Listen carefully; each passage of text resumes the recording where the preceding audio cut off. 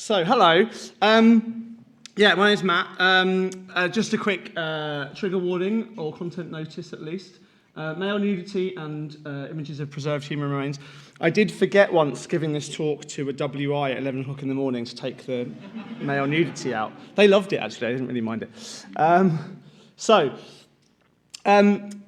a historian of tattooing, primarily, and people always ask me kind of what got me into tattooing in the first place, and some of you may have heard me tell this story before, but when I was a kid I got told two stories, one of which was about from my granddad, who had been a submariner in the Dutch Navy during World War II, and he told me once that he woke up drunk in a tattooist's chair in Jakarta in the Dutch East Indies as he was about to have a fly tattooed on the end of his nose. And he woke up just in time, thankfully, and took that as a kind of cautionary tale. As an aside, by the way, I told that story on Australian radio a few weeks ago, and I got an email from a guy who was a retired naval captain. He said, "Your granddad told me that story too in 1967." So that was good. It was good to get some validation for that story. The other half of the story intended to warn me off getting tattooed was from my grandma. My grandma was English.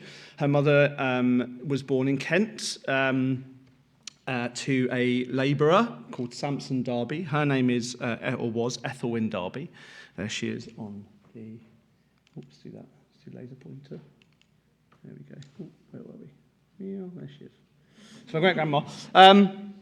And the story, her kind of don't get tattooed story, basically was her brother came home one day with a tattoo machine that he'd got from somewhere and said, "Hey, big sister, can I tattoo you?"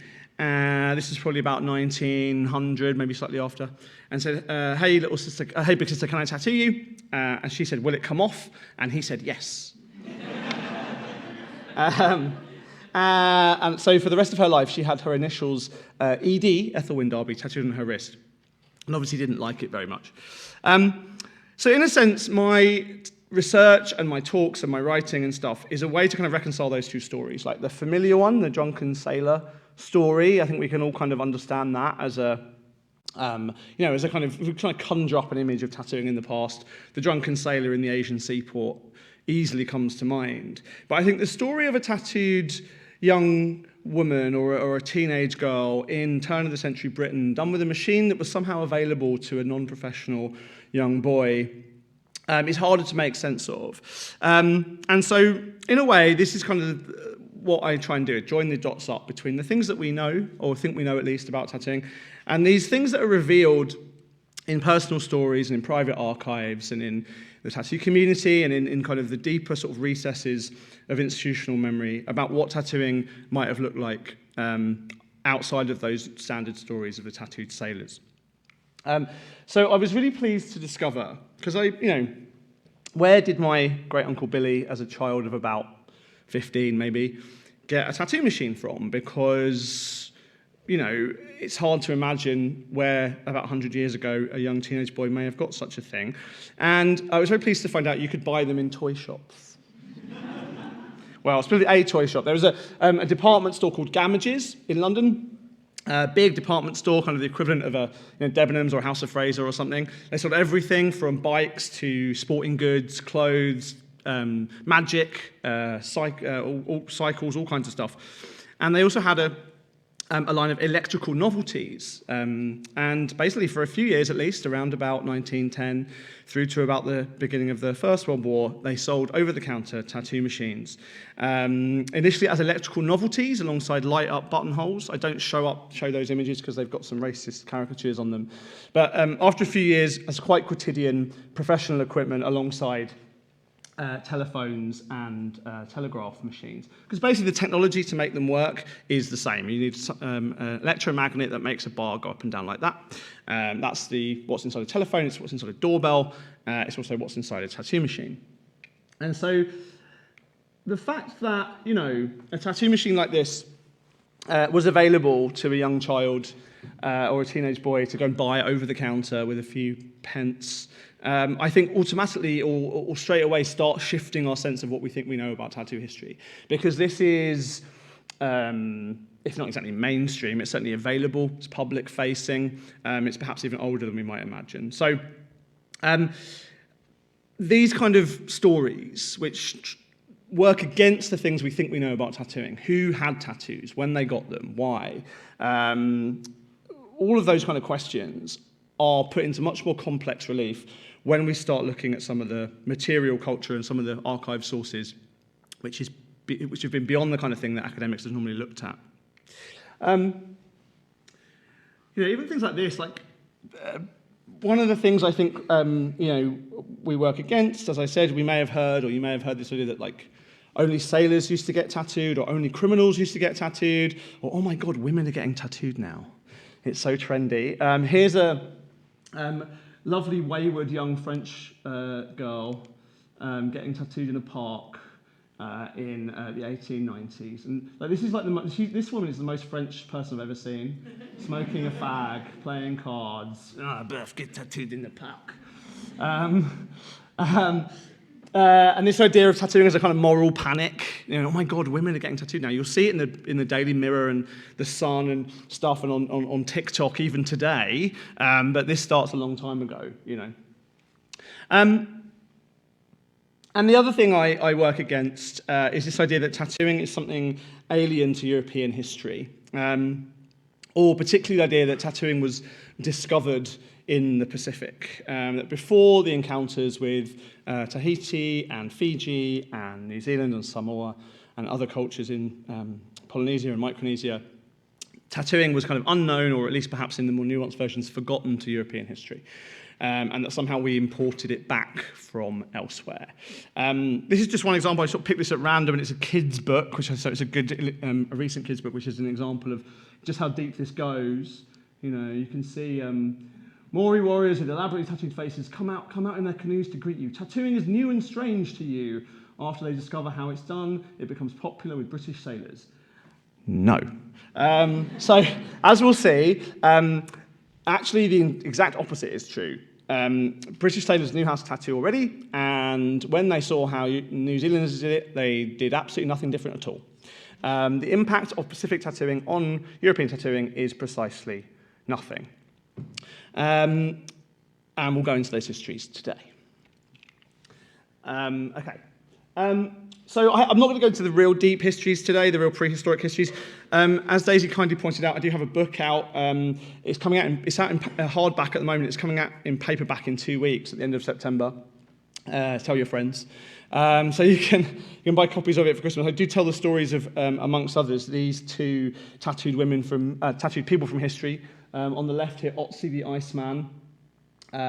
A Bronze Age or late Copper Age, really, man from the modern-day region of Tyrolia on the border between Italy and Austria, who was tattooed, or who lived, and I suppose was tattooed about 5,500 years ago, the oldest preserved piece of human skin we have, and on a European body.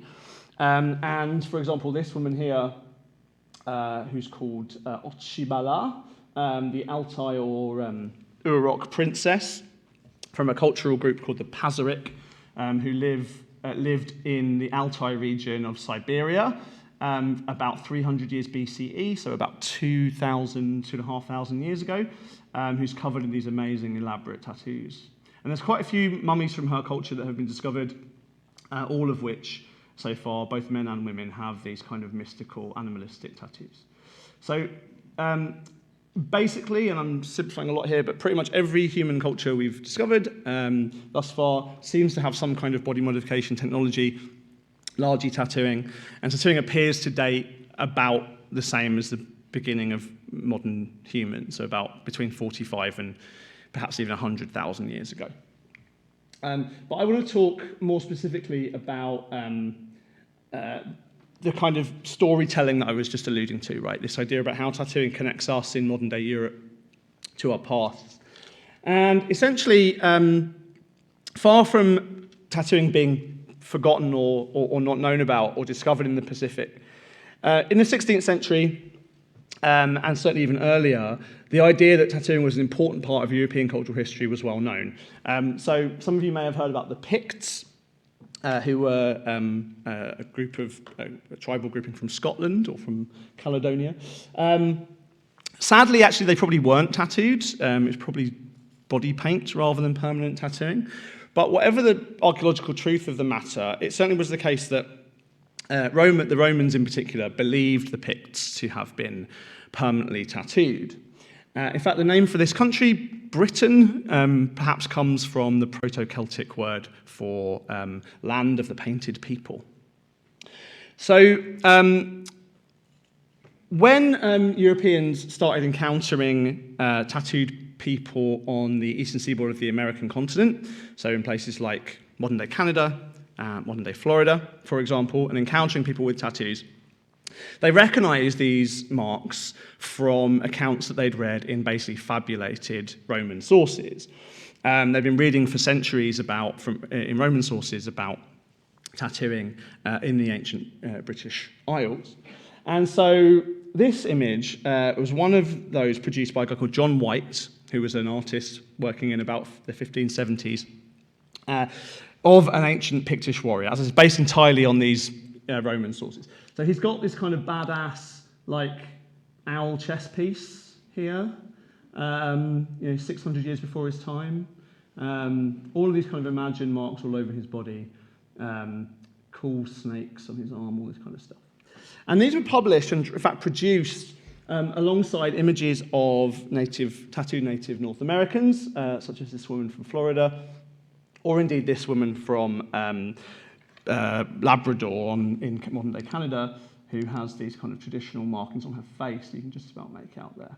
And the story was, in the British imagination, like, we've encountered these people in the New World, these quote-unquote savages, but they're just like us. Like, your ancestors, educated British people, were just as weird as this a long time ago. So it's kind of a humanistic story about the history of tattooing. It's a story in which tattooing connects human populations across time. I mean, it's still basically racist because it implies there's this kind of timeline and cultural development, teleology towards modern European Christian culture, with modern European Christian culture being better. So there's still a kind of problematizing idea there, but the idea is that tattooing is something that connects us as human beings. In times past, our people was just as savage as those in Virginia, said a book in which these images were published. So this woman, again, I won't go into her story here today, but her story is told in my book as well. Her name's Arnak. She was the first female native North American to be brought to Europe. And so this is about 200 years before Captain Cook. She was brought to London in 1577. So 200 years before Captain Cook, we already knew about tattooing. If we then skip forward into the 17th century, the 1600s, we start seeing a much more visible history of tattooing on Europeans themselves. For example, principally on pilgrims. So this guy, we don't know who he is, but you can see there he's holding his arm very boldly, and he has these tattoo marks on his arm. So pilgrimage marks became pretty standard souvenirs of going to places like Jerusalem, Bethlehem, Nazareth, and also even pilgrimage sites in places like Loreto in Italy from about 1575. So again, like 200 years before Captain Cook. We have, on his arm here, this date, 1660-something. This is the floor plan of the Holy Sepulchre. Someone, when I showed this the other day, said, it was an alien spacecraft, and it was proof that aliens had visited Britain before. And the crown of King James. My pointer's not working. Nope, my pointer's not working. Hopefully that works. Okay. So the crown of King James on the bottom of the wrist there. This became, again, pretty well-known story, and it was featured in many pilgrimage accounts, including actually the story of a Scottish pilgrim called William Lithgow, who had his pilgrimage tattoos done in 1612. Jerusalem at the time was run by the Franciscans, and so this Scottish Protestant shows up, and he says, I want the Jerusalem cross design, which is that same design that this guy has on his wrist, the symbol of Christianity coming out of Jerusalem. I also want to do this crown thing and put IR. And of course, the local tattooist in Jerusalem didn't know that that meant, long live King James, and the Protestant king of Scotland. And so when the Spanish Inquisition picked up Lithgow some years later when he was travelling in Spain, they were so outraged at this Protestant design next to their Catholic one that they put him on the rack and tortured him and then cut it off of his wrist. But all of which is to say, we have this long-standing history of pilgrimage tattooing on European bodies, well known, well attested in the centuries before the Cook voyages.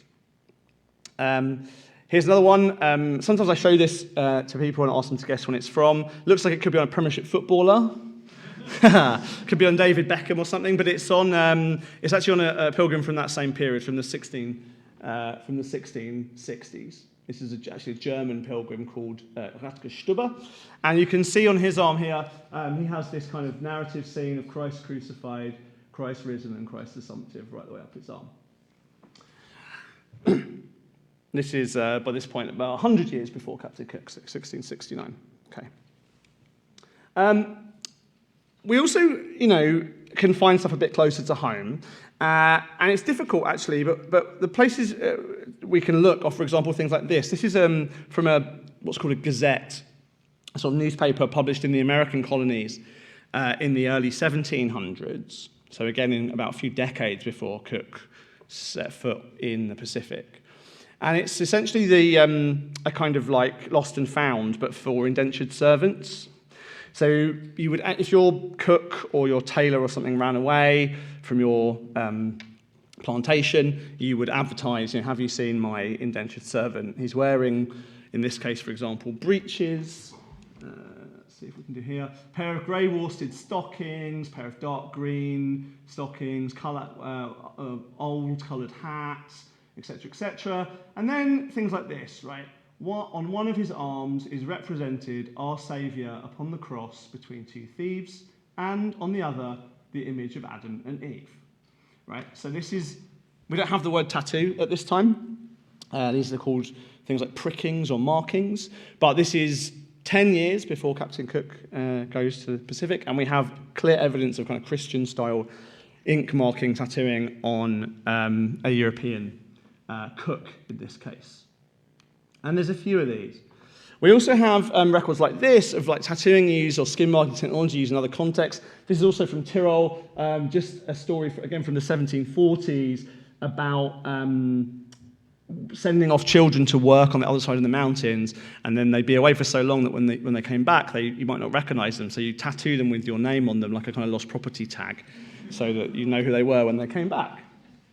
Right. Children, when young, mark some image on their arm with a needle or the point of a knife, and their marks being rubbed over with a particular black ink, they never wear out, but many years after prove the means of evincing their consanguinity.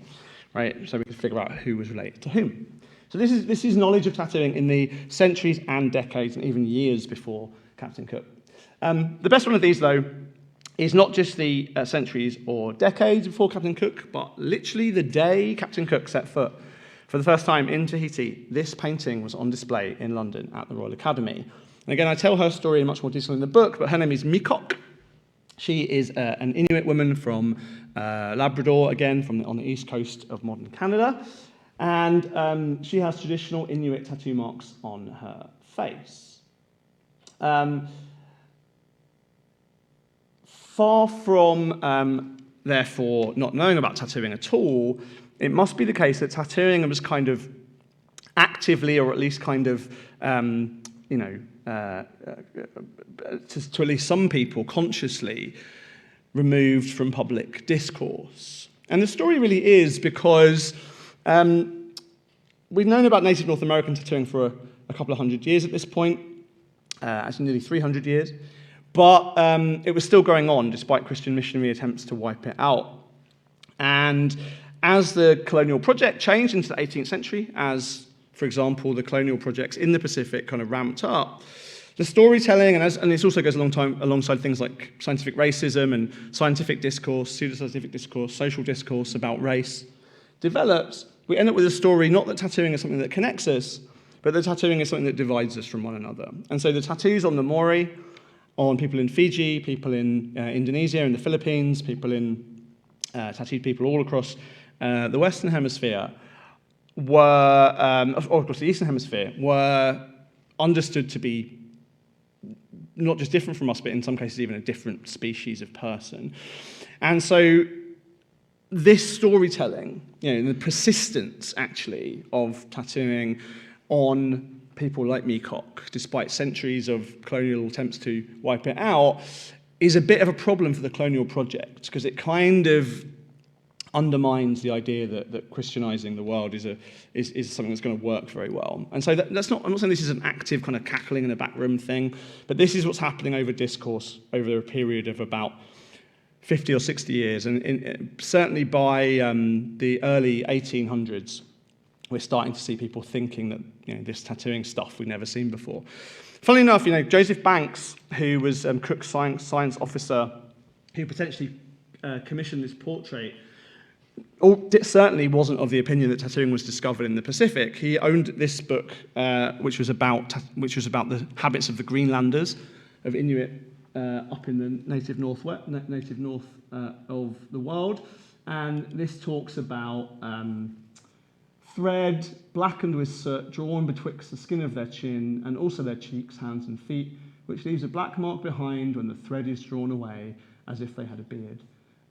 So this is like the traditional technique of, it's actually called kakinik, what some European explorers called kakining. And if we hadn't forgotten about tattooing, which is a word we do get from Tahitian, we might these days be talking about kakining rather than tattooing. But this is the traditional practice amongst Inuit women, pulling a blackened thread through the skin to leave a dot-dash pattern. But yeah, so if anyone ever tells you that Captain Cook discovered tattooing in the Pacific, you can tell them that they're wrong. Okay. The facial tattooing that they did encounter, this is from Sidney Parkinson, who was the draftsman aboard the first Endeavour voyage.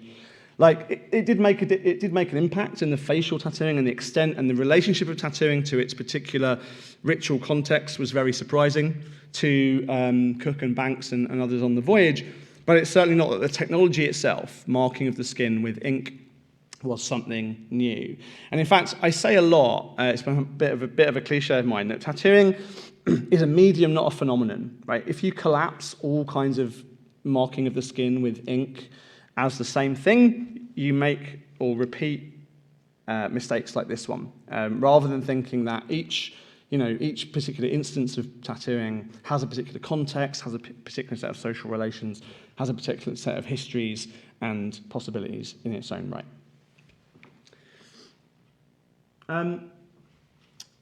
So, as I said, after the Pacific encounter in the 1760s and 70s, nothing much changes. And we can see, for example, on paintings like this one from the Palace of Westminster, the House of Lords, commemorating the Battle of Trafalgar. The painting was done in 1869. You can see the kind of tattoos here that are being shown: boyfriends, girlfriends' names, lovers' names, patriotic marks, all these kind of things. Christian imagery are very similar both in technique and in style to those that were described in the previous gazettes that I showed you. We don't see loads, we do see some, but we don't see loads of sailors coming home with moko on their faces, right? They just carry on doing the same kind of thing they've been doing already. And we can tell that actually it's hard in a way to figure out what tattoos look like in this period because pre-photography, but we can find some preserved tattooed skin, for example, like this one, showing a mermaid here. This is like mid-1800s. And we can also compare it potentially with like handicrafts. So sailors were making things like, this is called a love token, scratching things into like worn-off coins, or sewing, darning, doing tobacco tins, or scrimshaw you may have seen as well, the kind of whalebone. And the designs move very straightforwardly from tattooing onto these other objects. Tattooing is a quite straightforward part of sailor handicrafts in the Georgian period, right?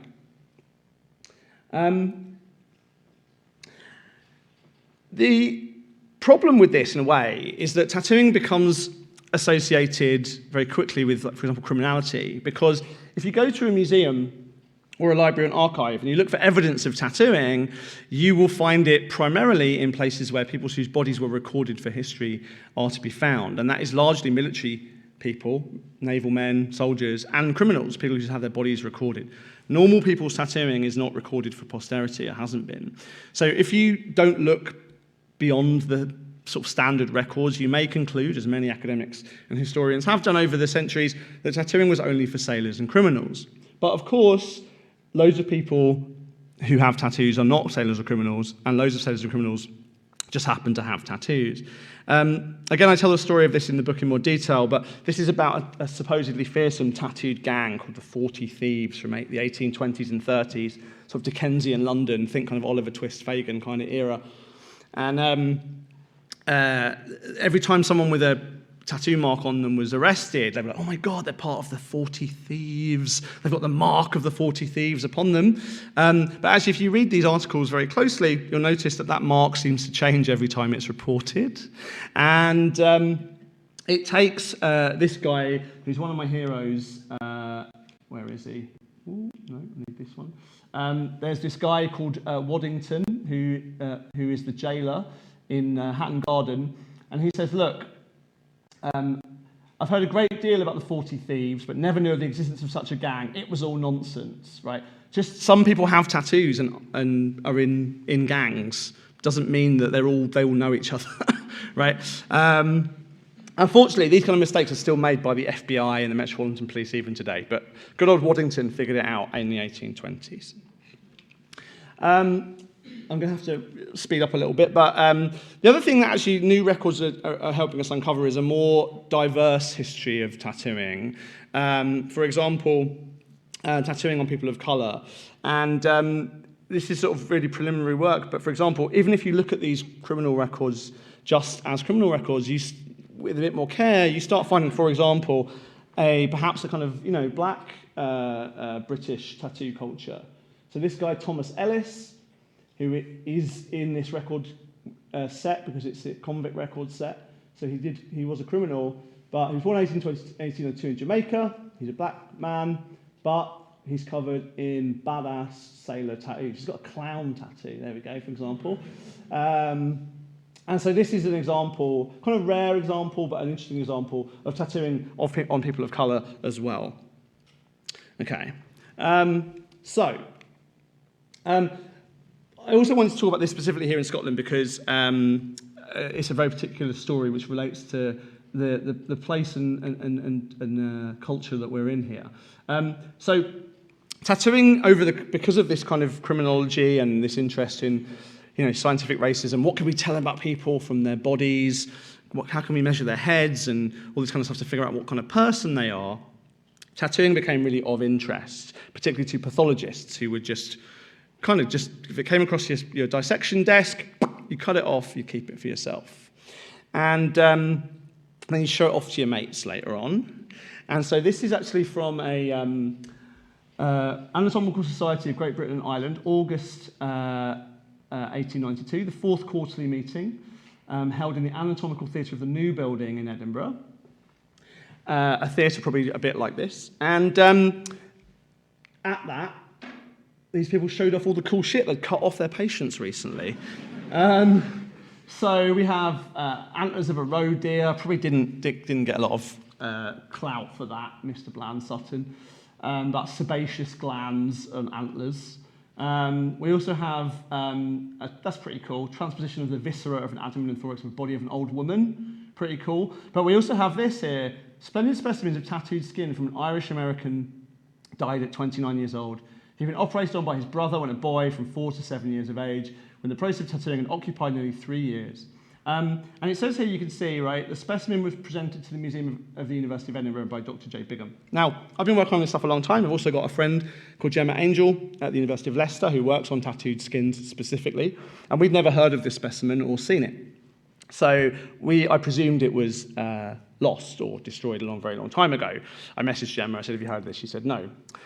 So I emailed the University of Edinburgh and said, I know this doesn't exist anymore, but have you got papers of maybe where it went or maybe who it's from? Like, who is this Irish-American boy? And the curator got back to me about a day later and went, oh no, it's in the back of the stores, we'd forgotten about it. So for 130 years, this has been sitting until I sent an email for someone to go and look for it. It's basically, certainly a kind of very great example of like traditional, pre-professional or early professional 19th century American tattooing, purportedly, as I said, done on this kid by his brother who was learning to tattoo. You wouldn't want to practice on paying customers, right? So you could practice, and it's absolutely incredible. So we've got the full, this is probably the guy's back and side, and then we've got like his front here with the back of his neck. So we've got like little Venus here, there's a George Washington, a bit of Michelangelo, all of this stuff, yeah. So that was quite a nice find in Edinburgh. But it also tells you, in a way, the reason that was collected, yes, to kind of, show off to your mates in the Anatomical Society, but also it's because increasingly people believed in the late 19th century that the act of tattooing was because they'd forgotten that it had ever happened in Europe. Tattooing was indicative of savagery or primitivism, and therefore people who had tattoos were more like savages than they were civilized white people, right? So all of this stuff intersects in a really problematic way. God, I'm really running out of time. Okay, so all of that gets us to a professional tattoo industry in about the 1880s. There's a whole other story about the long tail of this that goes back a little bit earlier on, and particularly in America. But really, we start seeing like professional tattoo studios for the general public in a way we recognize it today in the 1880s. Primarily, most prominently, although again not exactly the first person to do it, this guy, Sutherland MacDonald, who I love a lot.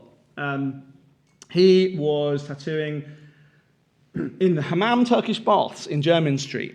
And basically, the reason that tattooing became a professional industry is because rich people wanted to get tattooed. So tattooing had been going on for centuries amongst people. Surely, I'm sure there was some trading going on, and people were kind of, getting paid in their intimate communities for tattoo marks. But it really took rich people wanting to get tattooed for it to be a worthwhile business. MacDonald had been running the baths as the bathhouse manager for some years. He'd learned to tattoo in the army. And Japan was opened up to the West after a couple of centuries of isolation. One of the things that people saw when they went there was the amazing tattooing in Japan. And some of them got tattooed there, members of the royal family. The Duke of Edinburgh, for example, in 1869 was tattooed in Edinburgh, in Yokohama. Every royal visitor to Japan until the 1920s was tattooed in Japan. And lots of very wealthy travelers, members of the aristocracy, etc., who could afford to travel, got tattooed in Japan. And so when they came home and showed their mates said, "Where'd you get that done?" They said, "Japan." It was difficult. So local tattooers who'd learnt to tattoo, as I said, in the army or the navy or just on their own kind of interest, realised there was money to be made here to tattoo people who wanted tattoos but couldn't be bothered to go to Japan. So MacDonald claimed, for example, I don't think he tattooed any of these people, by the way. This is just boasting and claiming. There was most of these people, including, for example, the King of England, King George V, had been publicly known and verifiably known to be tattooed in Japan. Not much evidence of any of them getting tattooed again when they came home, but it was good business to go, well, yeah, when they came home, I gave them another one. So this helped MacDonald cultivate a kind of upper middle class client base of members of the House of Lords, actors, minor royalty, all that kind of stuff. And he was doing work like this. So this is from about 1899. So there are tattooers who work now who can't tattoo this well, by the way. It's 120 years ago. Tattooing copies of salon paintings. So this is actually a copy of a painting by the French artist William Adolphe Bouguereau. Or religious iconography. This is, again, a copy of a painting. Check out that neck vein shading. Absolutely incredible work. He became known as the Michelangelo of tattooing. But also principally Japanese designs, right, because of this cultural trend. So copying quite directly designs from people like Hokusai and Kuniyoshi, So, for example, this is a tattoo that he did with this incredible negative space shaded Mount Fuji in about 1900, based in part on this Hokusai design. MacDonald was developing new machines. He was the first British person to have a patent for a tattoo machine. He was developing new inks. He claimed that only a good yellow eluded him. Like, he tried so many yellows that he was cutting them out of his skin because it was toxic. Created a very nice environment to get tattooed, lots of kind of low lighting and sort of music. He inject cocaine into your tattoo site if you wanted, to numb the pain. One journalist said, I didn't plan on getting tattooed, but the tattooist said I should get it, and it felt really good, the cocaine. No shit. And particularly, again, like engaging as tattooing as part of this visual cultural trend that is part of this broader cultural conversation around Japan. So everything Japanese became popular, right? Ceramic ware, clothing, furniture, silverware. And like, I'm writing a thing at the moment about this little frog, originally from Hokusai. This is on a ceramic ware plate from France called the Service Rousseau. And here it is as a tattoo by MacDonald, and here it is supposedly tattooed on the arm of Princess of Teck, who was the king's brother-in-law. So, I think. The other thing that's happening really interestingly is that Japanese tattooing itself is changing.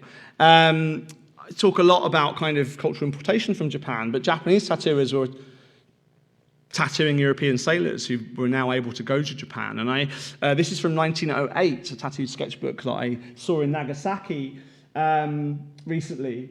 And it has very traditional Japanese designs like dragons and this kind of newt guy here, which I've now got tattooed a copy of on my leg. But these guys were also developing European-style tattoos for Europeans. So again, even these stories of like cultural appropriation or cultural exchange are much more complicated and bilateral than they are often thought to be. This started a whole industry. Some of the tattooers weren't as good as MacDonald. This is a guy called Alf South, who was tattooing on the Strand, amongst other places. He was still advertising in quite high-end places. This actual advert was in Tatler magazine, right? The kind of high society magazine. MacDonald and some other London tattooers advertised in places like Sporting Times and Country Life and Badminton and Horse magazine. They advertised in the programme at the Crufts Dog Show as well, for example. But South had a bit of a less blue-blooded client base than MacDonald did, and you can see he wasn't quite as good. On the left is a painting by John Nettleship, who was a kind of commercial artist from the cover of a Boy's Own magazine. And then here, the sort of sad, quite limp copy of it, sadly on the arm. You get what you pay for, kids. And then finally, this is from Gemma's research. We didn't at this time have a real concept of like flash today. Lots of tattooers, including MacDonald in particular, were using print sources. Again, this idea, as I talked about in the 18th century, that designs would move from print to handicrafts to visual culture and various kinds and kind of circulate around. Tattooing is not separate from its surroundings. This is another piece of tattooed preserved skin, this time from France, dating from before 1920. It had been written about by some French criminologists and prison guys who'd be like, look, this guy has his daughter tattooed on his heart because he loves her so much. It's a really intimate portrait of his daughter. And then Gemma found a picture of it. It's actually from a baby food ad. You can imagine the tattooers collecting these stuff, putting them into books, creating scrapbooks that would be the kind of precursors of modern-day flash designs. But this starts to complicate. I mean, again, I'm sure this guy did and could have done attached very deep and meaningful narratives to this particular tattoo, but at the same time, if you over-determine tattooing as this kind of particularly deep and spiritual thing, and only that, and don't give space for things like this, you miss tattooing's connection to everything else. Okay. I'll finish up with just a section on George Burchett. I've got a lot, I could do probably 4 talks here, but I'll finish up with what happens next. So, after the Victorian period, things get a bit less trendy. You know, the upper classes start to lose interest, and tattooing becomes smaller, cheaper, quicker, and more populist, if you like. And the sort of spiritual successor, I suppose, to Burchett is MacDonald is this guy George Burchett. So I want to show you this newsreel footage of him from about 100 years ago. It's actually from about 1932.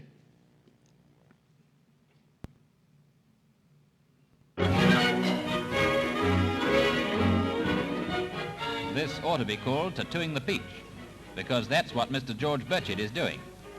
We used to think that only sailors patronized the art, but ladies have found its uses too. After all, what's more permanent than tattooed eyebrows? We used to think that only sailors patronized the line. And to reduce the lipstick bill, why not tattooed lips? It doesn't taste and it won't come off. And perhaps that's the drawback. After all, a change of color is desirable sometimes, like the girl who wore green lipstick when she went out with a traffic cop. But Mr. Burchett's real artistry is in figure work, and one of the most popular designs among the ladies is the Chinese dragon. They say that gentlemen prefer St. George. And now we know what the Sergeant Major meant when he shouted, "Show a leg," and he wasn't thinking of a military tattoo either.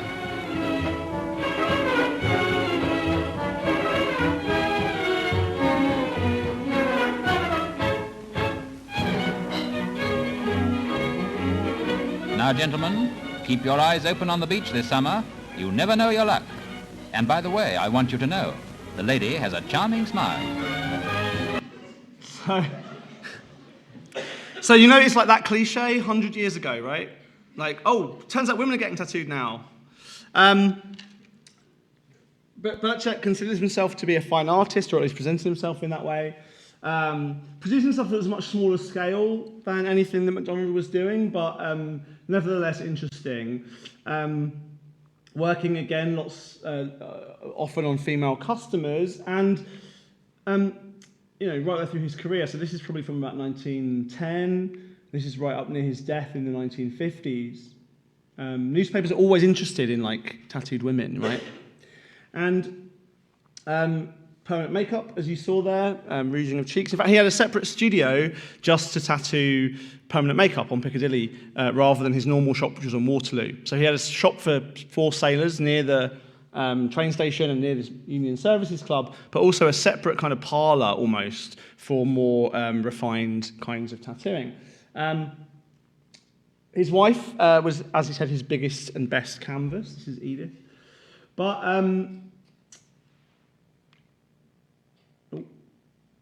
let's skip this.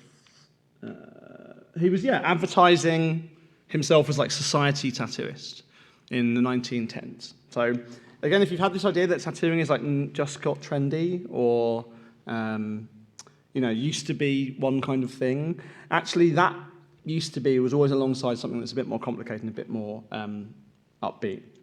Now, I said this, I've been giving versions of this talk for a long time, and a long time ago, Morag, who's in the room, who was a tattooer from Edinburgh, came to one of my early talks, and she said, don't tell people that posh people used to get tattooed, because I only make money because young people think tattooing's cool. And tattooing is cool, but not just for sailors, right? You can see, these two kind of business cards. One, the society tattooist, with tattoo removal, and then alongside the more sort of public-orientated stuff, including selling tattoo machines.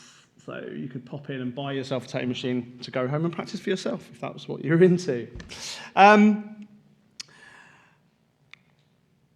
think I will finish up with a couple of quick stories. One of this guy. Don't really know much about him, actually, but it's a good illustration of, again, the kind of work that we're doing at the moment with tattoo history, because aside from the archival lens, this idea that if academics go looking for tattooing, you only find it in lists of sailors and soldiers, there's also, most tattooing in history in European culture has been done under clothing, right? So it was invisible. And so tattooing like this, probably from the 1950s, maybe a little bit earlier, and there are examples earlier, in fact, basically would have been invisible to people. And we have examples of people who are entirely tattooed around their basically their kind of bikini region, if you like, their kind of trunks region. You wouldn't know they were tattooed unless you saw them naked, but if you saw them naked, you'd see like how tattooed they really were. And of course, like, that leads to also some of these perpetuations of stereotypes about sailors and criminals, because if your king has tattoos or your bank manager has tattoos, they're not going to be rolling up their sleeves, or certainly weren't going to be in the early part of the 20th century. However, the people that were digging the roads, who had their shirts off, working outside on the hot summer's day, if they had tattoos, they're the kind of tattoos that everyone else would see, and that leads to this idea that only those kind of people have tattoos, because the other kinds of tattooing was not visible. That includes tattooing on subcultures, tattooing particularly in gay communities. All kinds of tattooing has been long invisible to mainstream cultural conversation. And so that kind of visibility problem, this idea that tattooing, lots of tattooing happened, for example, during World War II, but after the war, much of it was covered up. Also, tattooing got very stigmatized with its associations with, for example, the forced tattooing of people forcibly taken to Auschwitz, although even tattooers in London like Burchett made a living removing them. Interestingly enough, there was also tattooing in Germany. I had to include this, and this is where I'm going to finish. I had to include this because of where we are in the physicians.